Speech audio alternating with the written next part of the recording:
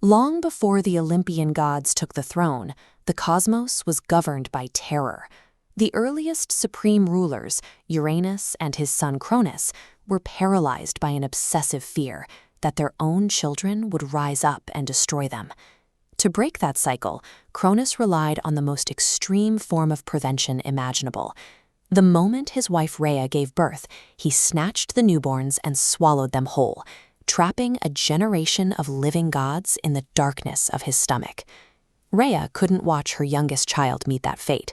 She handed Cronus a rock wrapped in swaddling clothes to swallow instead, and smuggled the actual baby, Zeus, away to the rugged slopes of Mount Ida on the island of Crete, where he grew up in total secrecy.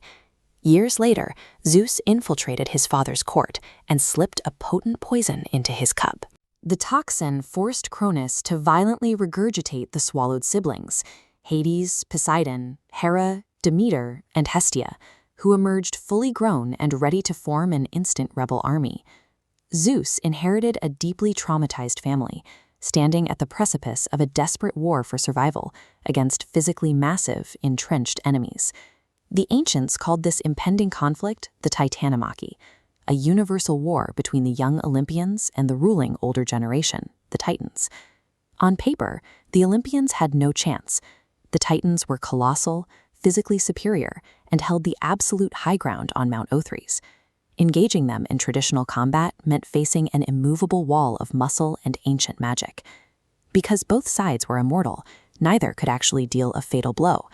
They spent 10 grueling years locked in a bloody stalemate, ripping up the geography of Greece without gaining a single inch of ground. To break a deadlock that could technically last for eternity, Zeus realized he had to abandon the concept of honorable warfare. He needed an asymmetrical advantage. When your enemies cannot die, brute strength becomes useless. You have to invent a new kind of total, unconventional conflict. Zeus's first move took him far away from the battlefield and deep underground.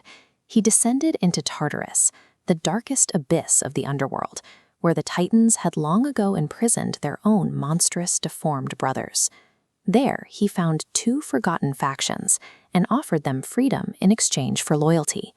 The first group were the Cyclopes. They provided the Olympians with a massive technological leap, forging Zeus's signature weapon of mass destruction, the Thunderbolt. The second group provided the artillery. This diagram shows the family tree detailing the Cyclopes and Hecatoncheires, giants possessing 100 arms. Zeus deployed them to hurl 300 boulders in a single volley. This overwhelming bombardment shattered the Titans' defenses, ending the war. Zeus won by looking into the one place the Titans refused to go, turning their own forgotten brothers into the tools of their defeat. As dust settled over Thessaly, the physical war ended, but a massive political crisis immediately began. The universe needed a king, and 3 powerful brothers were staring at one empty throne. According to the strict cosmic laws of succession, the crown did not belong to Zeus. The legal, undisputed claim belonged to Hades, the eldest brother who had been swallowed first and born first. But Zeus had commanded the armies. He had wielded the lightning bolt. The idea of stepping aside and kneeling to his stoic older brother was a reality he absolutely refused to accept. To avoid another civil war, Zeus proposed a game.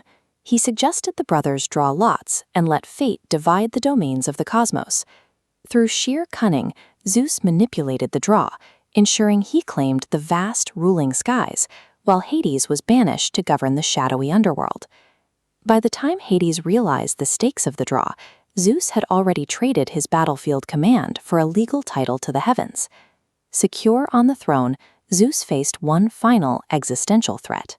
A prophecy foretold that a child born to his first wife, the Titaness of wisdom named Medes, would eventually overthrow him, repeating the exact cycle that doomed his father.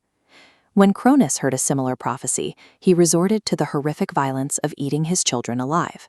Zeus, learning from history, opted instead for psychological manipulation. He engaged the goddess in a battle of wits. Flattering her immense powers, Zeus playfully challenged the Titaness of wisdom to prove her skills by transforming herself into something as small and insignificant as a tiny fly. The moment Medes completed the transformation, the trap snapped shut.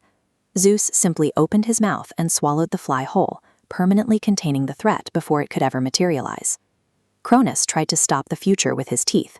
Zeus stopped it by offering a compliment and an invitation. That preemptive strike carried a bizarre physical consequence.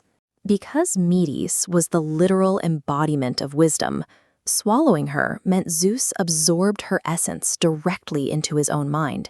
He soon developed a skull-splitting headache. The pain grew so severe that the blacksmith god Hephaestus had to strike the king's skull with an axe.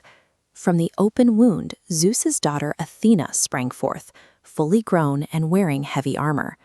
As the goddess of tactical warfare, she became the living symbol of intellect over mindless bloodshed. From this point on, the Olympians managed internal and external threats through planning and foresight, rather than the blind reflexes of their ancestors. That specific legacy was passed directly to Zeus's mortal son, Hercules. When tasked with killing the Nemean lion, the hero relied on his mind. Following Athena's advice, he used the creature's own razor-sharp claws to slice through its otherwise impenetrable pelt. Later, when ordered to clear out the impossibly filthy Augean stables in a single day, Hercules completely ignored the shovels. Instead, he altered the local geography, diverting the flow of two massive rivers to wash the stables clean in one sweeping motion. In the Greek imagination, the survival of the gods depended on this specific brand of tactical cunning, a world where the mind held the ultimate high ground.